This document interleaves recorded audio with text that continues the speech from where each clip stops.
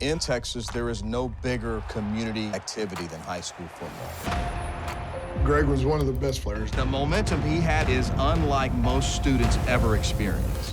I got a text message with Greg Kelly's photo, and it just said, "Do you know this kid?" There was a crime committed, according to this 4-year-old boy. I just turned numb. Like, this can't be true, this can't be true.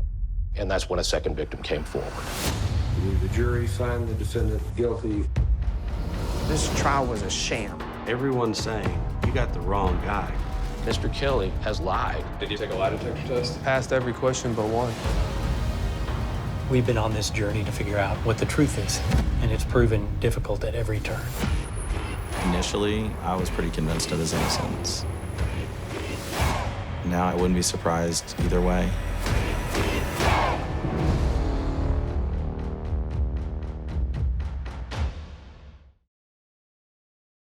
We have one more title on this card, BC. So with that in mind, we've got a vacant bantamweight title. Petr Yan taking on Jose Aldo. All right, BC, interesting question for you here. I'll pitch to you one more time because I'm in a title-given mood. Here's an interesting one, right? In the other two title fights, somebody already has the title. In this particular case, it is open. So let me ask the question this way. What does the winner get with the title? How does it transform each of their careers? Oh, the winner gets a buttload of tough matchups in a great division. But it is there's two different stories coming in here, right? I mean, Petr Yan, Peyote, what's the latest pronunciation on that? Ayahuasca? Yeah, ayahuasca. Thank you very much there. Shout out to Sugar Rashad Evans. Yeah, look, Petr Yan, I'm going to go with Peter. He's a potential rising stud of this division, along obviously with Aljamain Sterling. And if he wins, you have two young guys that could be the face of this division for a while that will face off. So it's really just, it would make good of all the great potential that Yan has showed, and every step up along the way in every category he's crossed off the box. He's showing you legitimately he could very well be a future star. It's so much more interesting with Jose Aldo here, Luke. And we've already been up and down the road about how much he doesn't deserve this title shot, love him or not. And I've grown to love the man and love what he stands for and his legacy and all that. We're not talking enough about really what this could do to his legacy, Luke. Obviously, if he wins, he's going to get a bevy of young names right after that to fight.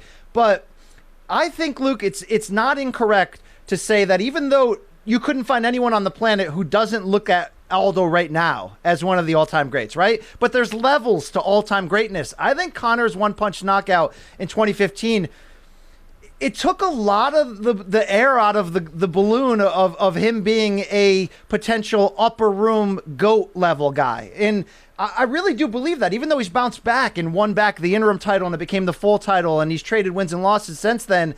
I just think that back then we looked at this guy as like a pillar in UFC's history. Right now, we look at him as another one of the all-time greats that you put in there, maybe a second-tier great. We don't talk about him as the GOAT with Silva, with GSP, with John Jones, etc. Maybe as much. Maybe there's a reason for that. There's obviously a debate within that. But what do we do with him, Luke, if he wins here? There's almost this odd redemption. He never got that immediate rematch with Conor that he deserved, right? He'd been the unbeaten champion at featherweight for like a decade. He's like the only great featherweight fighter we ever knew up to that point. He was the whole division. This is almost his sort of backdoor opportunity to remind us where he might belong historically. And it's an uphill battle. He's an underdog for a reason.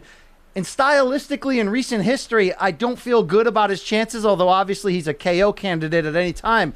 But Luke, does he have the opportunity, especially if he were able to knock out Yan, who I know doesn't have a giant resume, but you get what I'm saying here, to catapult into that conversation again? Will we be seeing him shoulder to shoulder with the other giants if he becomes just the latest two-division champion? People always ask me, who do you think the best fighters are ever to live? And the answers are usually pretty short, right? You could say Demetrius Johnson, Amanda Nunes, I think now must be included in that conversation, John Jones, GSP, and Anderson Silva. And the conversation tends to stop there. And I've had people ask me repeatedly, why don't you include Jose Aldo? And a lot of times, I don't know that I have a good answer for it. Maybe there is one, but I keep thinking, I'm like, I don't know. I can't put him on par with some of those other guys. And when I'm forced to defend it, I mean, I probably could. I mean, maybe the strength of schedule, some of the knockout losses would disqualify him in a way that it wouldn't for John Jones, for example. Okay, there's things you could look at there. But at the same time, he certainly is somebody who has done everything you said, incredible achievement inside the sport. Here's what I think he gets if he wins, BC. If he's not already in there, right? And so I think in the mind of Dana White, if he wins this bantamweight title, there is absolutely no way you deny him the Hall of Fame.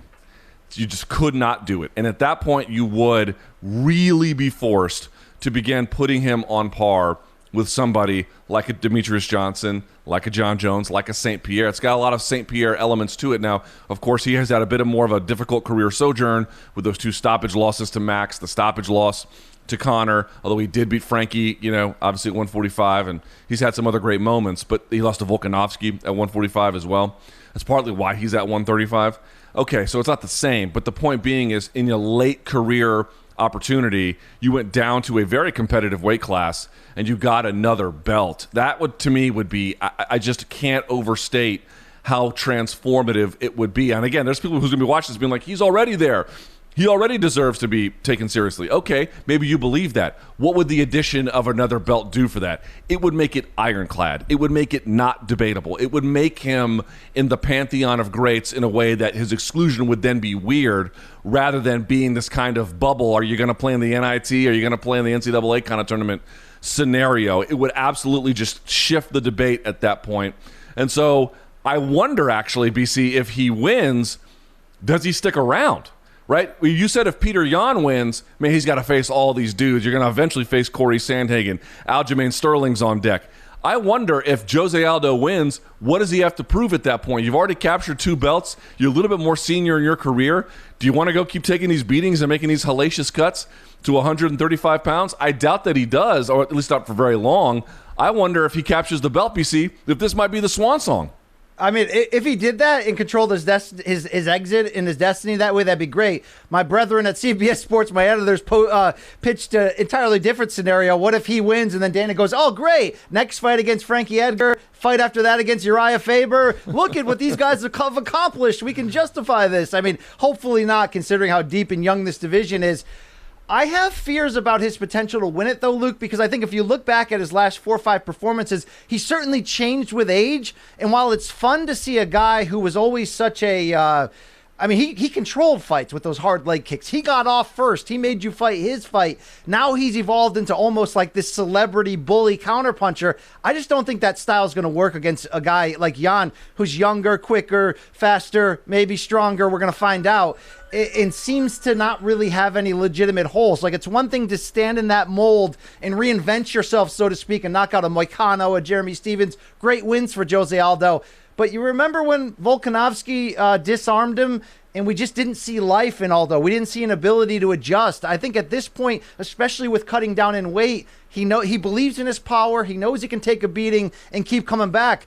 But Luke, for everyone said that Marlon Moraes beat him in that fight, go rewatch the second half of that 3rd round. Aldo just left the back door open. He just wasn't active enough. And if he's going to go in there and think my only chance to win is by knockout, then okay, ride and die with that. But I've got this, vision of Jose Aldo going to the finish line after 5 rounds and sort of being content when we're all looking at going, look, you didn't throw enough strikes. You didn't do enough. And that's what I fear for this version of him. Yeah, the last thing I'll say on Petr Yan is if he wins, it'd be great, huge for his career, right? Heir to the throne of Henry Cejudo, although obviously he wouldn't have beaten him to got it, but still, the guy afterwards. And all that's great, but it's like I'm really hesitant to be like, okay, this is the Petr Yan era. It's not that I don't believe that Petr Yan is very talented. I just think there's a whole lot of young dudes nipping at his heels. Go ahead. Welcome to the Machida era, Joe Rogan, 2012. I'm just really hesitant to say that because, Jesus Christ, man, there's a lot of tough dudes in the top of that division. So it'd be great for him. Obviously, winning a title is huge, but I don't know about the rest of it. In Texas, there is no bigger community activity than high school football. Greg was one of the best players. The momentum he had is unlike most students ever experience. I got a text message with Greg Kelly's photo, and it just said, do you know this kid? There was a crime committed, according to this 4-year-old boy. I just turned numb. Like, this can't be true, this can't be true. And that's when a second victim came forward. The jury found the defendant guilty. This trial was a sham. Everyone's saying, you got the wrong guy. Mr. Kelly has lied. Did you take a lie detector test? Passed every question but one. We've been on this journey to figure out what the truth is, and it's proven difficult at every turn. Initially, I was pretty convinced of his innocence. Now I wouldn't be surprised either way.